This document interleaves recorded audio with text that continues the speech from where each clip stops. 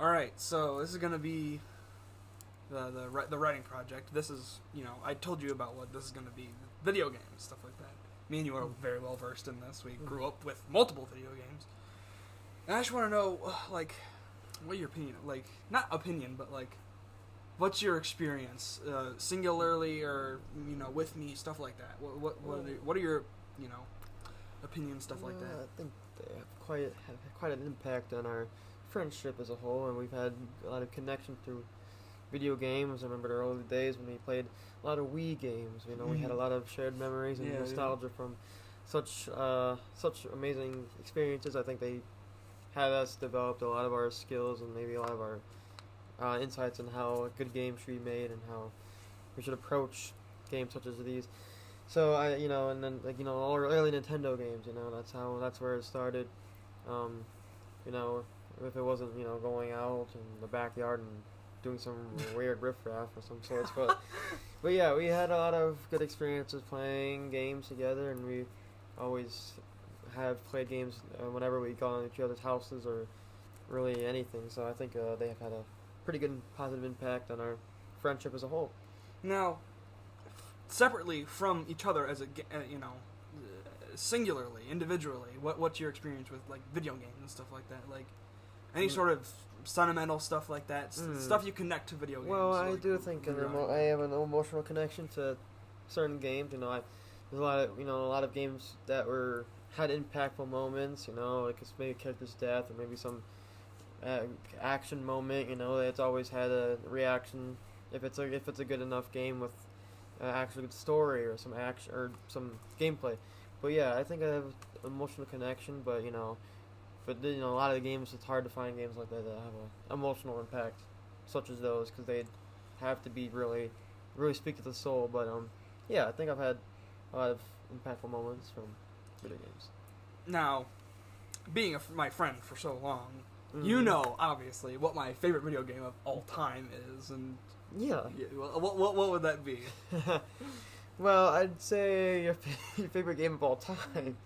Well, if I were to pick, this is going to be a hard choice, but I would say, no, this is out of all years. Every year, all gaming, what have I said multiple times is my favorite video game of all time?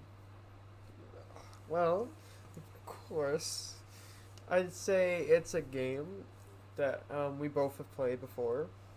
Yes. Technically, yes. And I think you'd find that a game like that probably would be possibly, I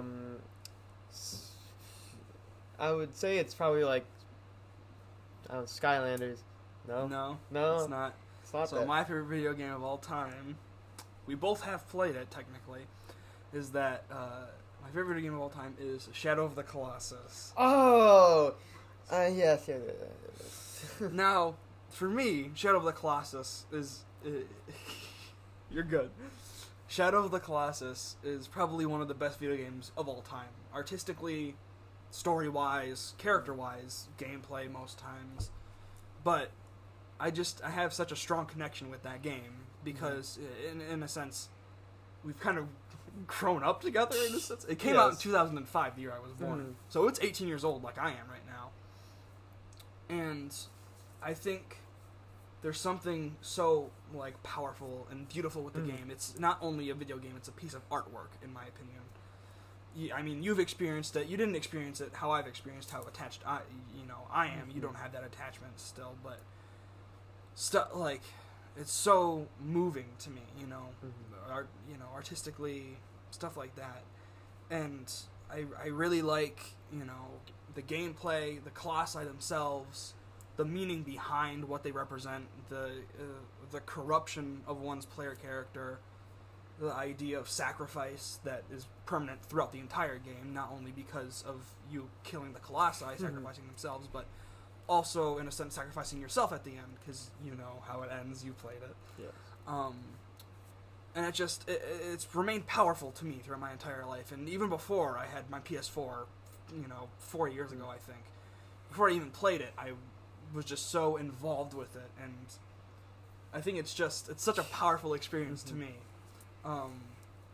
and finally getting to play it 4 years ago was one of the most, I'd say, touching experiences I've had. It was really powerful to me to be able to finally experience it firsthand, in a sense like that. And I'm not sure if you have any games that are like that powerful to you or something like that, but I want to know, like, after this we'll segue into our shared experience with video games, because there's a lot to touch on there. But are there any games like that that are really powerful to you, as as Shadow of the Colossus is to me? Now there's quite I wouldn't say there's quite a few games that I very much enjoyed. It is a hard choice. I've played so many games throughout the years. It's in a lot of them, I haven't played a lot of narrative games, as I usually played, Xbox, and it's not PS4. You have a lot of narrative games to play. Like an example of a game like that, maybe so Red Dead Redemption 2. That had a very extremely good story game, just like the first one. The very good visuals and everything, but the story was a very long story. It was I believe it was like about 36 hours or so of gameplay, so it was a lot you had going on in it. Rockstar spent a long time on it. Yeah, and it was really touching. The main character, you get close to him, and he gets a redemption, hence the name Red Dead Redemption, and dies at it trying to save his friend. So you get a really emotional connection to the character, and as he passes away, it makes you very sad. So yeah, I think it's one of those games that had a pretty emotional connection to, and it came out, and it's hard to believe it came out a long time ago, 2018. That's already been a long time, a bit. But I wouldn't say. I mean, there's a lot of other games. I just it's hard to recall a lot of them. But yeah, I've had a lot of experiences. And I'd say if I could, I would love to lose those memories and play those things again. Yeah.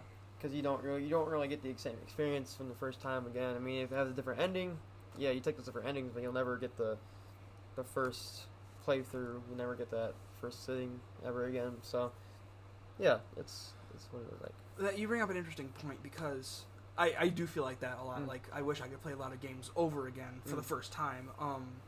Singularly, single player. You never finished this game, but I did make you play it. Return of the Obra Dinn. That game is so good narratively because of the story throughout, the idea of the death clock, going through figuring out the mystery of what happened to the Obra Dinn. Stuff like that, experiences like that, or like shocking moments in games. Nothing comes to mind for, I don't know, anything crazy shocking that was, groundbreaking in any of my experiences so far. But, like, I think that is a shared sentiment that a lot of, like, game players would probably have, the idea of wanting to start over and replay again with a fresh slate, without messing with that, other endings and stuff like that. But that brings me segueing into our shared experiences with video games. We have had a lot. We've known each other for about our entire lives, and like, we grew up through the generations of Wii, stuff like that. The gaming, I'd say, when we hit, gaming was sort of revolutionized in a sense. The motion controls never before seen. Yeah. Except for like maybe the Kinect a little bit. I think that was Xbox. It was kind of a failure, not gonna lie. But so where do you want to start with our shared experience with the video games? I think first one would probably be Mario Kart Wii? Something like that. We played. It was one of the games. I'd say it'd be one of them that was. If you had to almost explain our friendship in a sense, how it grew through video games and stuff like that, where would you place that? I think I know where you're going with this, but are you saying are you trying to like for specific examples of games, or like what video game do you think really drew us together closer? Well, like Skylanders. Yeah, that's a good one. Exactly. Yeah, that was a good one. It's a very cooperative game. It had a good narrative. It had good levels, enemies. It was a very fleshed out game. So it was nice, being able to work together and put little pieces of Skylanders together and put them on a platform and play. And I think that's what we enjoyed most. out of that, and I'd say but we also are very competitive against each other. So we always want to one up each other, trying to get the most points or most kills. And I want to know if you remember this. Do you remember putting my Skylanders in a pillow sack and then drawing one randomly? Oh and then yes, yeah, that was so fun. Yeah. Yeah, that was so random, but it worked because they were swapped for us, so that was really cool. I think moving forward, more cooperative games, stuff like that, that really connects people in a sense. Not only on couch, but online multiplayer, how that's exploding right now, and how it continues to explode. And I think stuff like cooperative games have really come to a new heading in a sense. Me and you were talking about this a little earlier tonight, that there's cooperative games, but most games that are cooperative have almost a competition to themselves. Like even New Super Mario Bros. Wii, for example. Yeah. You're still going to throw each other off the edge because it's funny. Yes. But like moving through, especially because you had not the Wii, you had an Xbox.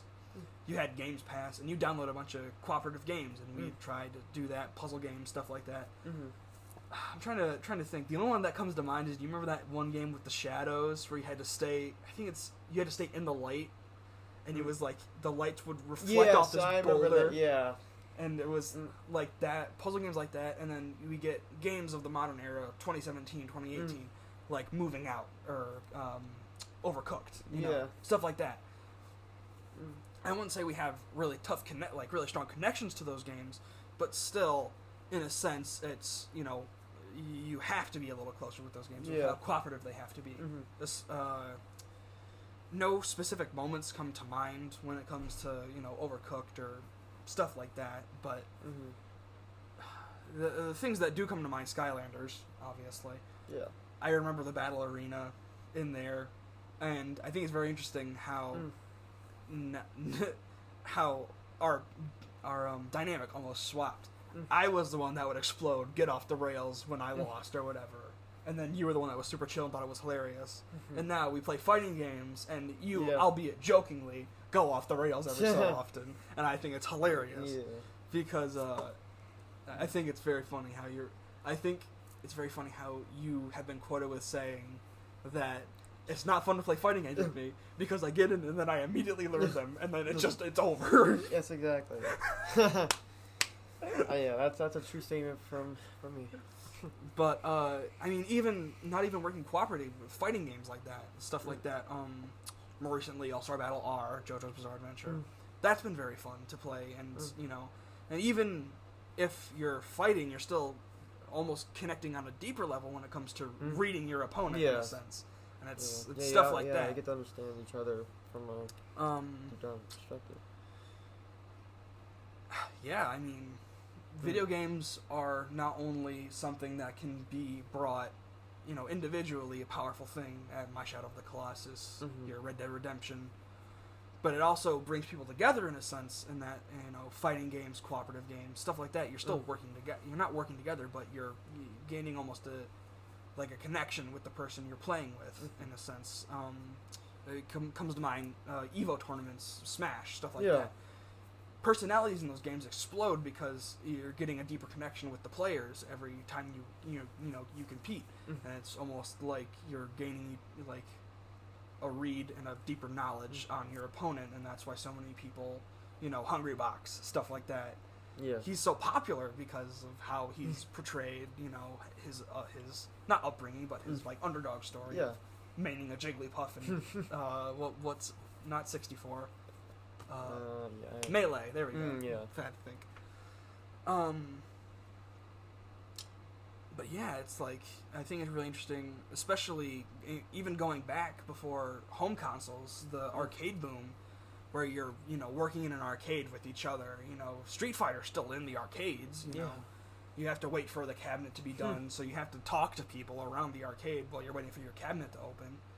And then moving into the home console revolution, where, you can play with each other via your actual home console. And then generations coming out where we get to the Wii and we get to even the modern day, the Series X and the PS5.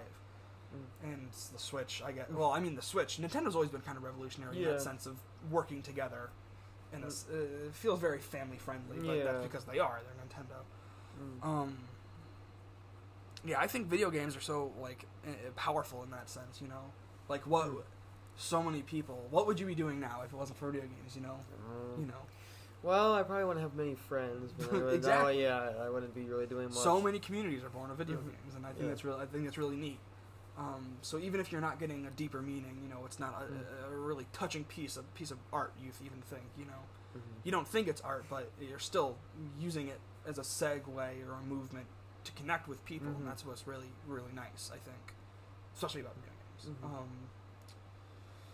games. Like I can barely even think about like, you know, any other sort of media where it is that connection between people. You know, reading doesn't do that. You know, you can't co-op read a book. You can't, exactly. Stuff like that. I mean, television shows, but like that's not really. You're not inputting each other. You're discussing, but that's not really the same. I think we live in a very good generation of video game revolutions because it helps connect people, and I think that's what's beautiful about video games is that so many people think that, you know, they're goofy, they're for children or whatever. I mean, in a sense, some of them are outside of the first-person shooters and the Grand Theft Autos and stuff like that. But like in another sense, it really is like so many communities are born and persist because of video games. You know, as generational gaps are brought. You know, like GTA. You know how long GTA's been around since we were like born, basically. Exactly. Well, GTA 5's still going to be sold by the time we're grandparents, probably. Well, yeah. I mean, 6 ain't coming out, I assume. Yeah, it's actually coming out around 2025, but that's... Yeah, I'll have grandkids by then. Yeah, of course. But yeah, like, I don't know. I think video games are very powerful, like especially in our modern day.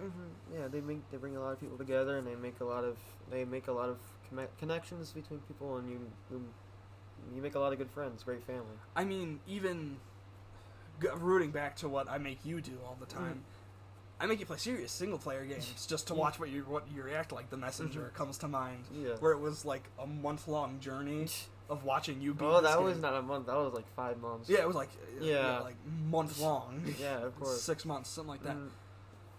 But like, you know, I've been trying to get you to play Hollow Knight, but I'm not sure that's not really working out. That's a very difficult one. What other games have I made you play? I can't remember. Well, the first one really was some Edith Finch. What Remains of Edith Finch? What Remains of Edith Finch? That is an amazing game. Oh yes. That game, it comes to mind. They're called walking simulators, but they're stories. Yeah. And games like that, What Remains of Edith Finch, are such. It shows that video games are a medium within themselves. They're like animation. Yeah. You think animation's a genre, but it's not. It's a medium. Video games aren't a genre. They're a medium to portray something.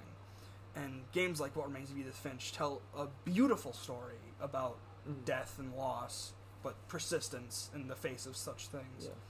And it's like games like that are powerful as well as, you know, the fast-paced action shooters or the, you know, peaceful puzzle solvers, Minecraft, you know, stuff like that. Minecraft's the most sold game right now, and it's like it helps build creativity. Minecraft in itself is almost a medium to work within. Of course, yeah. So much, you know, content creators that come from that, and that's another thing to touch about. Content creators from video games. So many people's careers are born from video games. I made a tweet many years ago, well, not many years ago, like 2 years ago, about how there's games that are like woodwork games, games that make not celebrities, but personalities come out of the woodwork. Minecraft is one of them. Five Nights at Freddy's is another one. Oh, yeah. Fortnite, of course, as much as I don't want to mention it. But, yeah, sorry, I didn't mean to get off trail. No, but it's like, video games are a medium in a sense, and that kind of roots me back to Shadow of the Colossus. When it comes to it's more of a game than What Remains of Edith Finch, but it's still a narrative in a sense. Like Shadow of the Colossus feels very cinematic. It's very moving. It feels like it has a message at the end of the day when you watch those credits roll. Stuff like that. And what came to mind our multiplayer experience with the Wii. how did we not mention that Star Wars game? Do you remember that before school? Oh yeah, Force Unleashed. Is that what we were discussing? Yeah, that was a very good one. I mean, I think another one, was Super Smash Bros. Brawl. That was one of our Subspace Emissary. Yeah, of course. Yeah, that was one of our biggest. I think that's one of our biggest competitive games where we really found out who really is the dynamic was formed there. But it was very fun because it was a really great game that had a lot of going into it that made it enjoyable. Yeah, I remember our nights playing the Subspace Emissary. Like, that's a story mode, and I mean, staying up all night just to beat that story mode it was such an experience. I think we did it multiple times because we kept dying, and then I had to reset the story every time. Yeah, it was a fun story to watch. But yeah, what remains of Edith Finch? You played a little bit of Obra Dinn. You never finished it, sadly. That game is so good. I wish you would have finished it. Messenger, and then is that it? I think so, because I think the last one I ever played was Shadow of Colossus. But yeah, I think for now, it was that. But we did play Deltarune together, and that was a good one to watch. Because and we voiced the characters and made our own personalities there. But that was a very fun game to watch. So many good experiences with video games throughout our entire lives. I'm trying to think of anything else I have left to mention when it comes to single player experiences, ideas, stuff like that. And I think we've kind of touched on everything. Yeah.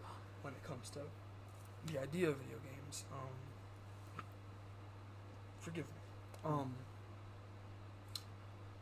I think we have touched on everything. So that will probably bring us to the end, I'd say. We've been recording for about 22 minutes. That's not bad. Yeah. But yeah, any final thoughts? Well, I just think, I'm glad that video games have evolved over the years and have been able to bring us experiences that make friendships, maybe break them, but strengthen them mostly is the result. And I think if they are art, they are truly pieces of art. There is so much art even in that. I mean, you have music, you have the visuals, you have the storytelling. I mean, everything comes together from different fields of work that people want to put into something that they want to let others play. I mean, it's not like they're getting a whole grand of riches. Of their developers are just making it out of their heart to give to people what they want to share. And I think that's noble of them. I think that's great for everyone. It's always positive, and it's never something that's going to bring any wrongdoing. So I think sometimes it can be movies that to play. Sometimes it can be movies experiences. I mean, you have a lot of those interactive games like Telltale games where you it's a story and you make the decisions, and I think those became really popular a few years back because it was whoa, you can actually have a say in what happens in the end, and I think that's brought a lot of commentary channels to fame because we like to watch people make mistakes or make good mistakes and or good choices, and it's that's fun to watch. So I think any aspect of video games as well is a good thing for friendships and communities alike. So yeah, that's my piece. So yeah, that will bring us to the end of this 20-minute long recording. Of course. I think we did touch on a lot of good things. I'm glad you agreed to do this at the last second because I didn't tell you about it until obviously hit the record button. But yeah, thanks for coming up to my dorm. I'm glad no one else was in here. Yeah, anytime. All right. This has been, I don't know, some bullcrap podcast. Audio recording. Yeah.